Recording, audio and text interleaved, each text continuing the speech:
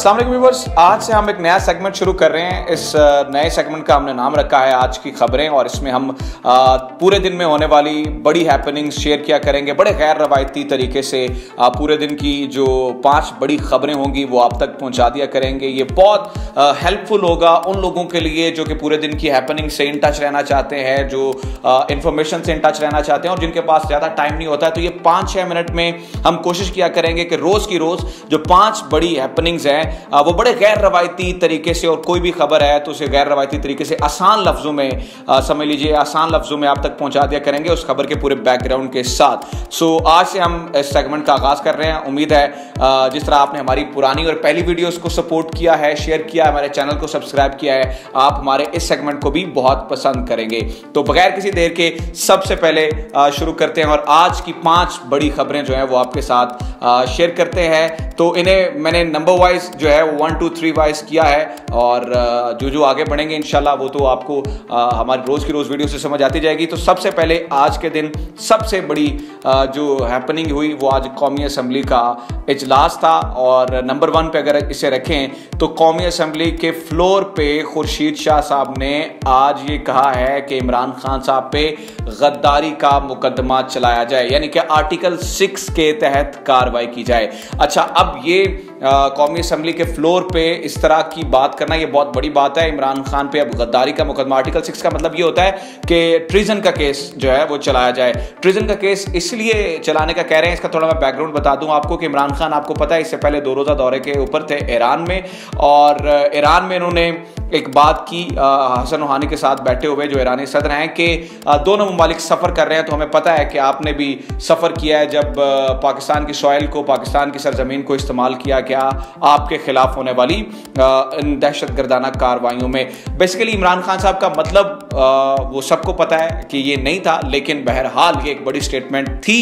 तो जो अपोजिशन वाले हैं वो ये कह रहे हैं कि आपने एडमिट कर लिया है कि यस, हमारी सरजमीन जो है वो दहशत गर्दी के लिए इस्तेमाल होती रही है। आज ही इसके से मिलती जुलती खबर है, वो भी मैं आपके साथ शेयर कर दूं इसी कैटेगरी में पहले नंबर पे रख के, कि आज ही वज़ीर आज़म ऑफिस से ये बयान जारी हुआ है कि वज़ीर आज़म का जो बयान है उसको सियाको सबाक से हट के चलाया गया है, इसलिए जो है वो उसको तोड़ मरोड़ के ना पेश किया जाए। लेकिन इस वक्त अपोजिशन जिनमें आप देख लें हिना रबानी खर हैं, या फिर बिलावल भुट्टो बजाते खुद, और फिर खुर्शीद शाह, इन सब ने जो है वो इस पर बेशुमार बड़ी बड़ी तनकीद की है। मरीम नवाज ने भी इसके ऊपर तनकीद की है।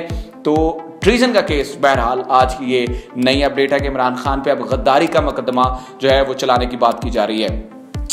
नंबर 2, दूसरी बड़ी खबर आज की ये है, जनाब असद उमर साहब आज इस्तीफा देने के बाद पहली बार असम्बली में आए हैं, और आते ही उन्होंने पीपल्स पार्टी के ऊपर चढ़ाई कर दी है, चूँकि पीपल्स पार्टी ख़ासतौर पे बिलावल भुट्टो की जानिब से बड़ी तनकीद की जा रही थी। और ये वही असद उमर साहब, आप याद रखें कि उन 3 वज़ीरों में से ही हैं जिनके जो है जिन्हें हटाने की बात बिलावल भुट्टो हमेशा करते रहे हैं। तो फिर बड़ी ज़बरदस्त तरीके से जब असद उमर को हटाया गया तो ये कहा गया बिलावल भुट्टो की जानिब से और ख़ासतौर पर पीपल्स पार्टी की जानिब से कि इन्हें नाअहली पे हटाया गया। तो आज उसका जवाब असद उमर साहब ने आके असम्बली में बड़ा धड़ल्ले से दिया, और उन्होंने कहा कि जनाब पीपल्स पार्टी के दौर में 4 वज़ीर ख़जाना तब्दील हुए हैं, तो इसका मतलब ये हुआ कि अगर हम नाअहल हैं तो आप नाअहल तरीन हैं, क्योंकि आपने 4 वज़ीर आला माफ़ कीजिएगा वज़ीर ख़जाना जो है वो तब्दील किए हैं। तो 4 वज़ीर ख़जाना पीपल्स पार्टी के दौर में जो है वो तब्दील हुए हैं। तो इसके बाद पीपल्स पार्टी के जो चेयरमैन है बिलावल भुट्टो जरदारी साहब, उन्होंने इसके ऊपर एक ट्वीट भी किया और उन्होंने कहा कि शायद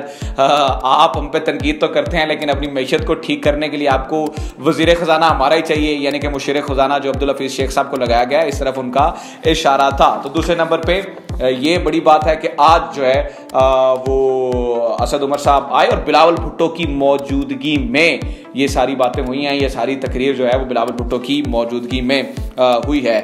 नंबर 3 की बात की जाए तो नंबर 3 पे आज हम इस खबर को रखेंगे कि आज गवर्नर पंजाब चौधरी मोहम्मद सरवर साहब ने एक धुआंधार प्रेस कॉन्फ्रेंस किया, और उसमें बड़ी सारी बातें जो है उन्होंने की। एक तो उन्होंने कहा कि वज़ीर आला पंजाब कहीं नहीं जा रहे, जो पिछले कुछ दिनों से बातें चल रही हैं कि वज़ीर आला पंजाब जो है है वो जा रहे हैं या उन्हें तब्दील किया जा रहा है। तो आज गवर्नर पंजाब ने ये कहा है जी वो कहीं नहीं जा रहे हैं। फिर उन्होंने ये भी आज कहा है कि अगर मेरी बातें मानी जाती तो इस वक्त 2/3 अक्सरियत होती।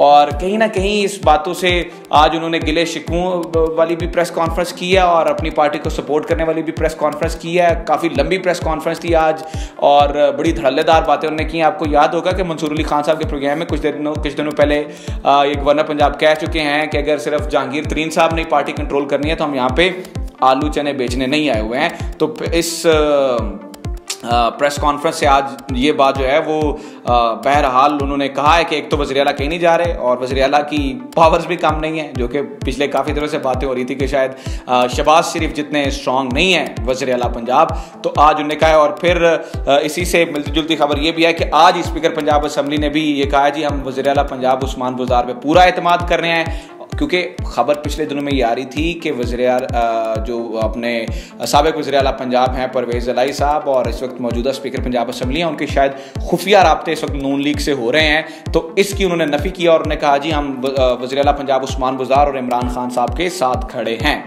नंबर 4 पे आज इस पे बात कर लेते हैं कि इमरान खान साहब आज जनूबी वज़ीरिस्तान में गए थे। 2 मकामात पे उन्होंने खिताब किए हैं। जनूबी वज़ीरिस्तान के लिए उन्होंने पैकेजेस का ऐलान भी किया है। उन्होंने कहा है जी कबायली इलाकों के लिए 100 अरब रुपए सालाना हम खर्च किया करेंगे, 10 सालों में 1000 रुपए खर्च करेंगे। ये इतने पैसे हैं जितने पिछले 70 सालों में भी खर्च नहीं हुए हैं। लेकिन बड़े उन्होंने ऐलानात किए हैं। उन्होंने कहा जी 100 किलोमीटर सड़क बनाई जाएगी, डिग्री कॉलेजेस बनाए जाएंगे। उन्होंने ये भी कहा है कि यहाँ पे जो है वो हम आपको नौजवानों को कर्जे भी देंगे। लेकिन ये जो देंगे होगा करेंगे ये सीगा बार बार जो है वो इस्तेमाल हो रहा है। तो बहरहाल इसके ऊपर जो है वो कुछ खास कहा नहीं जा सकता। आखिरी नंबर 5 पे last but not the least बड़ी अहम खबर इसे कहा जा सकता है क्योंकि जो असगर खान केस के मरकज़ी किरदार हैं यूनुस हबीब साहब वो इंतकाल कर गए हैं। अल्लाह ताला उनकी बख्शिश करे।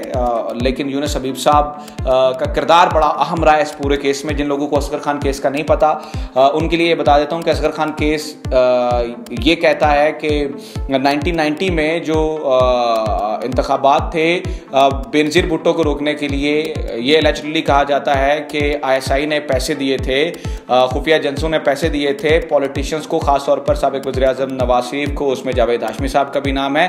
तो असगर खान साहब जो कि बज़ात खुद एक पार्टी रखते थे और ये साबिक एयर मार्शल भी थे, इन्होंने केस कर दिया था सुप्रीम कोर्ट में। ये चलता चलता यहाँ तक आ गया था। और जो यूनुस हबीब साहब का जिक्र इसलिए चूँकि अहम है, चूँकि आज उनकी बात करनी ज़रूरी है। यूनुस हबीब साहब तब नेशनल बैंक के प्रेसिडेंट थे और मेहरान बैंक के भी प्रेसिडेंट थे। ये स्कैंडल तारीख में मेहरान बैंक स्कैंडल के नाम से भी जाना जाता है।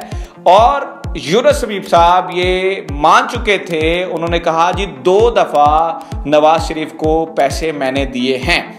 तो बहरहाल ये असगर खान केस के जो है वो बड़े करैक्टर थे, आज वो इंतकाल कर गए हैं। तो उम्मीद है आज आपको हमारी ये वीडियो अच्छी लगी होगी। हमने जो 5 खबरें आज की बड़ी हैपनिंग्स शेयर की हैं, उम्मीद है उससे आपको इस्तेफादा हासिल हुआ होगा। और आप इससे अपने दोस्तों के साथ भी शेयर कीजिए। शेयर का जो नीचे बटन है उसके साथ आप इसे शेयर कर सकते हैं। हमारा चैनल सब्सक्राइब करें और हमारी वीडियो ज़्यादा से ज़्यादा शेयर करें।